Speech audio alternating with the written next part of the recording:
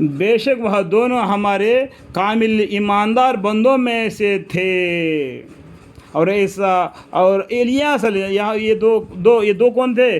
اس کے بعد یہ دو بولا، بے شک وہ دونوں ہمارے کامل ایماندار بندوں میں سے تھے۔ کون؟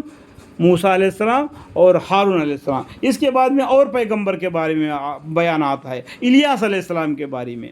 اور الیاس علیہ السلام بھی بنی اسرائیل کے پیغمبروں میں سے تھے۔ دیکھو اس زمانے میں ایک دو تین پانچ یا دو ایک اس طریقے سے پیغمبر بنا کے دنیا میں بھیجتے تھے۔ وہ اللہ کی مرضی ہے، اس میں ہم کچھ نہیں کر سکتے۔ اللہ کی خدائی ہے، اللہ کی خدائی میں ہمیں کوئی تبدیلی نہیں کر سکتے۔ بس ہم اللہ کو ماننے والے بننا چاہیے، بس اس سے آگے بڑھ کر ہم کو بات نہیں کرنا۔ جبکہ انہوں نے اپنے قوم سے فرمایا کہ کیا تم خدا سے نہیں ڈرتے؟ یعنی الیاس علیہ السلام نے اپنی قوم کو بتایا، کیا تم خدا سے نہیں ڈرتے؟ اللہ سے ڈرو اور میرا کہنا مارو۔ کیا تم بیل کو پوجتے ہو؟ یعنی ایک بیل کا شکل، جیسا کہ موسیٰ علیہ السلام کے زمانے میں سامری نے ایک بچڑے کو بنایا تھا سونے کے کنگن ڈال کے، اور اس کو عبادت کرنے کے لیے لوگوں کو لگایا تھا۔ اس طریقے سے الیاس علیہ السلام کی جو قوم تھی وہ بھی بنی اسرائیل میں تھے، ان لوگوں نے بیل کو عبادت کر رہے تھے۔ آج بھی دیکھو ہندو لوگوں نے گائے کو بیل کو عبادت کرتے ہیں۔ اب دیکھیں، آپ دنیا میں چلو پھرو دیکھو کہ معلوم ہو جائے گا۔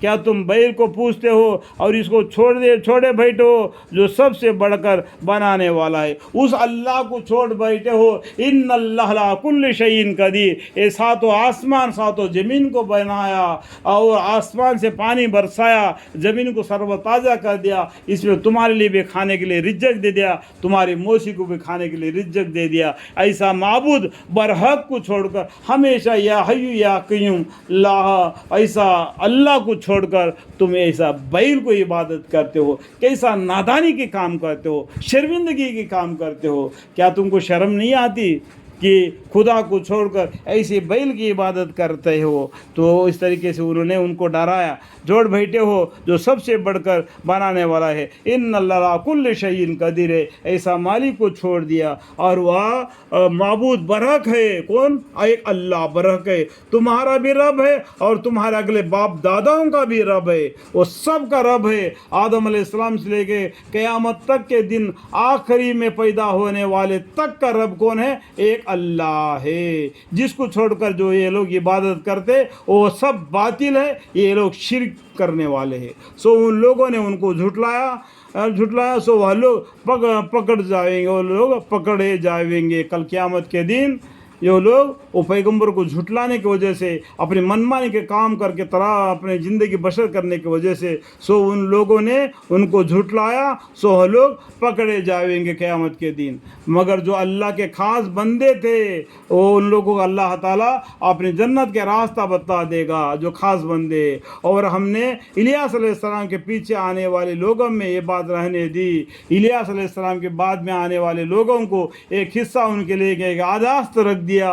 دیکھو اللہ کو چھوڑ کر جو بیل کی عبادت کرتے ہیں ان کا کیا نقصان ہو گیا، اس سے وہ عبرت حاصل کرے۔ تو الیاس علیہ السلام کے پیچھے آنے والے لوگوں میں یہ بات رہنے دی کہ الیاس علیہ السلام پر سلام و علیکم السلام، ہم نے مخلصین کو ایسا ہی سل دیا کرتے ہیں۔ اللہ تعالیٰ بولتے ہیں ہم مخلصین کو ایسا ہی سل دیا کرتے ہیں، یعنی ایسے پیغمبر کو اللہ کی طرف سے سلام پہنچا دیا جائے گا، سلام پہنچا دیا جائے گا۔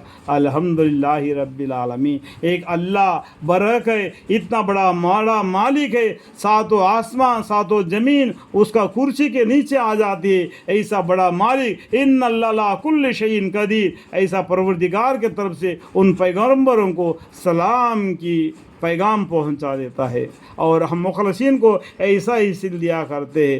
بے شک وہ ہمارے کامل ایماندار بندوں میں سے تھے۔ اللہ تعالیٰ بولتے ہیں بے شک وہ ہمارے کامل، وہ مطلب کون ہے؟ الیاس علیہ السلام، وہ ہمارے کامل ایماندار بندوں میں سے تھے۔ اور بے شک لوط علیہ السلام بھی پیغمبروں میں سے تھے۔ یہاں پر الیاس علیہ السلام کا قصہ ختم ہونے کے بعد میں ابھی لوط علیہ السلام کا قصہ شروع ہو جاتا ہے۔ لوط علیہ السلام بھی ایک پیغمبر تھے، اللہ نے ان کو بھی پیغمبری عطا فرمائے تھے۔